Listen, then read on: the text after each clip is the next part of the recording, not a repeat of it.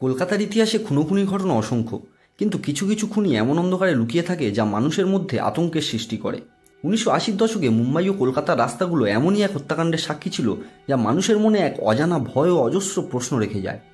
ভারতের মধ্যে গৃহহীন মানুষ ও ভিক্ষুকদের নিশানা বানানো এক সিরিয়াল কিলারের সর্বপ্রথম ইঙ্গিত এসেছিল মুম্বাই শহর থেকে, যখন 1985 থেকে শুরু করে 1987 পর্যন্ত প্রায় 2 বছরের বেশি সময় ধরে মুম্বাইয়ের সাইন ও কিং সার্কেল এলাকা থেকে পরপর 12টি পৈশাচিক খুনের ঘটনা সামনে আসে। খুনের কৌশল ছিল একই রকম এবং নির্মম। খুনি নির্জন এলাকায় ফুটপাতে শুয়ে থাকা নিঃস্ব গৃহহীন মানুষদের মাথায় পাথর দিয়ে আঘাত করে হত্যা করত। এই পাথরগুলোর ওজন ছিল কমপক্ষে 20 থেকে 30 কেজি, যা দিয়ে তাদেরকে হত্যা করা হতো। বেশিরভাগ ক্ষেত্রেই ভিকটিমদের পরিচয় নিশ্চিত করা সম্ভব হতো না, কারণ তারা ছিল গরিব ও গৃহহীন মানুষ যারা ফুটপাতে থাকতো এবং তাদের কোনো আত্মীয় ছিল না যারা তাদেরকে শনাক্ত করতে পারে। 6টা একই রকম খুন হওয়ার পর মুম্বাই পুলিশ বুঝতে পারে যে কোনো সিরিয়াল কিলার শহরের রাস্তায় শুয়ে থাকা গরিব মানুষদের নিশানা করে তাদেরকে খুন করছে। কিন্তু অনেক তদন্তের পরও খুনি কে সেই সম্বন্ধে পুলিশ কোনো রকম তথ্য সংগ্রহ করতে ব্যর্থ হয় এবং এরপর 1988 নাগাদ হঠাৎ করেই মুম্বাইয়ের এই হিমশীতল হত্যাকাণ্ড বন্ধ হয়ে যায় ও এই মামলা চিরতরে অমীমাংসিতই রয়ে যায়।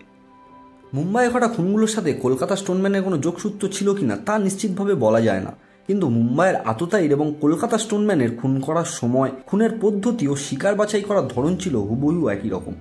মুম্বাইয়ের হত্যাকাণ্ড ঠান্ডা হওয়ার ঠিক 1 বছর পর 1989 সালের জুন মাসে কলকাতায় প্রথম একজন ভিকটিমের মাথায় পাথর দিয়ে আঘাত করে হত্যা করার ঘটনা সামনে আসে এবং পরবর্তী 6 মাসে কলকাতার বুকে আরও 12টা একই পদ্ধতিতে খুনের ঘটনা রিপোর্ট হয়। বেশিরভাগ খুনগুলো ঘটে মধ্য কলকাতার প্রধানত হাওড়া ব্রিজ সংলগ্ন এলাকায় এবং নিহতরা প্রত্যেকেই ছিল গৃহহীন এবং ফুটপাতের বাসিন্দা যারা শহরের আবছা আলোকিত এলাকায় একা ঘুমিয়েছিল। সংবাদ মাধ্যম থেকে এই খুনির নাম দেওয়া হয় দ্য স্টোনম্যান।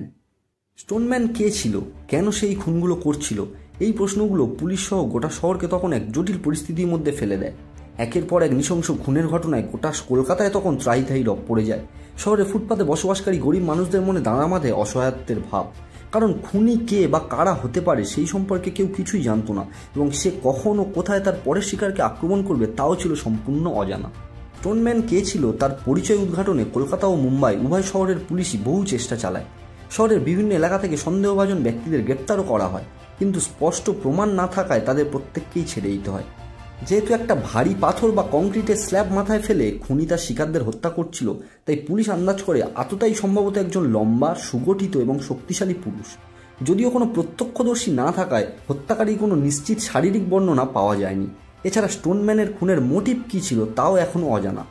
অপরাধ বিশেষজ্ঞরা মতামত পোষণ করেন যে খুনি সম্ভবত মানসিকভাবে অসুস্থ ছিলেন, আবার অনেকের মতে নিজের ধারণা মতো শাস্তি দিতে সে এই খুনগুলো করেছে। স্টোনম্যানের এই রহস্যময় হত্যালীলার কারণে কলকাতায় 1980-র দশকে রাতের বেলা বের হওয়া মানুষের সংখ্যা কমে যায়। সেই সময় গোটা শহর জুড়ে আবৃত ছিল একরকম আতঙ্কের ছায়া। দ্য স্টোনম্যান সম্পর্কিত আরেক বিস্ময়কর ঘটনা ঘটে 2019 সালে। এই অমীমাংসিত হত্যাকাণ্ডের ওপর একটা বাংলা ওয়েব সিরিজ নির্মিত হয় দ্য স্টোনম্যান মার্ডার্স নামে, যা আবার এই মামলাকে আলোচনার কেন্দ্রে নিয়ে আসে। কাহিনীটি একজন সাংবাদিকের ওপর ভিত্তি করে তৈরি করা হয়, যিনি একটি ডায়েরি খুঁজে পান যেটা সম্ভবত খুনোখুনির দৃষ্টিকোণ থেকে লেখা বলে মনে হয়, কিন্তু এই ডায়েরির সাথে আদৌ স্টোনম্যান হত্যাকাণ্ডের কোনো যোগসূত্র ছিল কিনা তা কোনোদিন প্রমাণিত হয়নি। তবুও এটি এই মামলা নিয়ে একটি নতুন জল্পনা সৃষ্টি করে। এছাড়াও 2009 সালে প্রযোজক ববি বেদি এই ঘটনার উপর ভিত্তি করে দ্য স্টোনম্যান মার্ডার্স নামে একটি হিন্দি চলচ্চিত্র নির্মাণ করেন। কে মেনন এবং আরবাজ খান অভিনীত এবং মনীশ গুপ্ত রচিত ও পরিচালিত এই চলচ্চিত্র ঘটনাগুলোকে কাল্পনিক রূপ দিয়ে তৎকালীন মুম্বাই শহরের মানুষের মধ্যে স্টোনম্যানের আতঙ্ক এবং পুলিশের খুনিকে খুঁজে বের করার সংগ্রামকে তুলে ধরে। মনীশ গুপ্তা বলেছিলেন সিনেমার জন্য তার গল্প 40% সত্য এবং 60% কল্পকাহিনী। মুভিতে এই হত্যাকাণ্ডকে একজন পুলিশ সদস্য দ্বারা পরিচালিত ধর্মীয় আচারের অংশ হিসাবে দেখানো হয় এবং প্রকৃত অপরাধীকে শেষ পর্যন্ত ব্যাখ্যার জন্য খোলা রেখে দেওয়া হয়। স্টোনম্যানকে কখনো ধরা যায়নি। এই অমীমাংসিত রহস্য আজও কলকাতার ইতিহাসে এক কালো অধ্যায় হিসাবে রয়ে গেছে।